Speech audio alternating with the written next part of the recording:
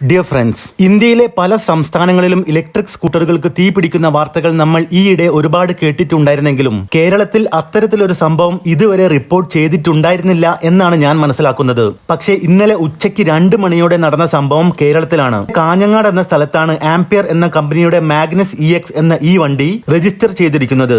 വണ്ടി രജിസ്റ്റർ ചെയ്തിട്ട് വെറും 2 മാസമേ ആയിട്ടുള്ളൂ. വണ്ടിയുടെ ഉടമയ്ക്ക് ഈ വണ്ടി 3 മാസം പോലും തികച്ചും ഉപയോഗിക്കാൻ സാധിച്ചിട്ടില്ല എന്നത് തീർത്തും സങ്കടകരമായ കാര്യം തന്നെയാണ്. പ്രീമിയം സെഗ്മെന്റിൽ വരുന്ന ഒരു വണ്ടിയല്ല ആംപിയറിന്റെ മാഗ്നസ് EX. എങ്കിൽ പോലും കസ്റ്റമേഴ്സ് സംതൃപ്തരായിരുന്നു.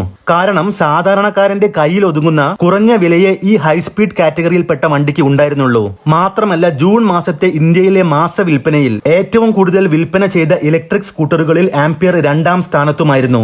വണ്ടിക്ക് തീ പിടിക്കാനുള്ള കാരണം ഇതുവരെ വ്യക്തമല്ല. എന്തായാലും ഒരു കാര്യം ശ്രദ്ധിക്കേണ്ടതായിട്ടുണ്ട്. മഴ പെയ്തുകൊണ്ടിരിക്കുന്നുണ്ട്. കേരളത്തിലെ അന്തരീക്ഷം കുറച്ച് ദിവസമായിട്ട് തണുപ്പാണെന്ന് നമുക്കറിയാം. മുമ്പുണ്ടായ പല തീപിടുത്തങ്ങളും വണ്ടി ഓടിച്ച് ബാറ്ററി ചൂടായ ശേഷം വെയിലത്ത് നിർത്തിയിട്ടത് കൊണ്ടാണെന്ന് പല റിപ്പോർട്ടുകളിലും ഉണ്ടായിരുന്നു. എന്തായാലും അങ്ങനെയൊരു സാധ്യത ഈ തീപിടുത്തത്തിന് ഉണ്ടാവില്ല. പിന്നെ എന്തായിരിക്കും? എന്തായാലും ആംപിയറിന്റെ റിപ്പോർട്ട് വരട്ടെ. അപ്പോൾ അടുത്തൊരു വീഡിയോയുമായി കാണാം ഫ്രണ്ട്സ്.